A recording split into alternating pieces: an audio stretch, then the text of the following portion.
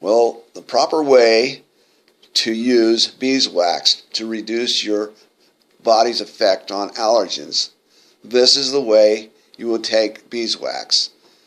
One is you can have a beeswax candle and drip 5 or 6 drops of beeswax on a cracker, and then take a vitamin C and that cracker, chew them together, and chew them until they dissolve in your mouth, and then swallow them.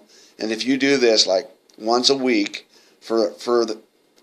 just before your allergy season starts, your allergens will reduce or totally disappear.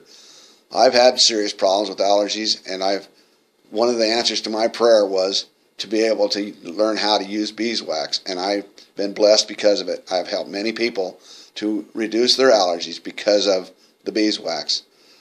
What happens with beeswax is your body creates beeswax, and the mucous membranes in your body use the beeswax to coat the outer layers of the mucous membranes so that allergies can't stick to the membranes.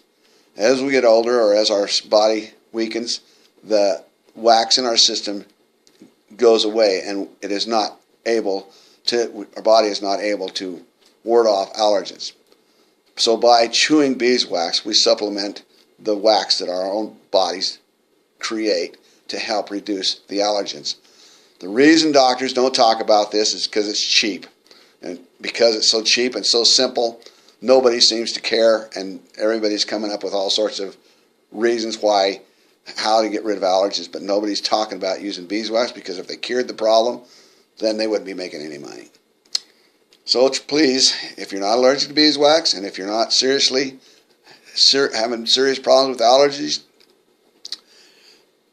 use the beeswax. If you are having problems, talk to your doctor, tell him you'd like to try the beeswax, and see what happens. Have a nice day.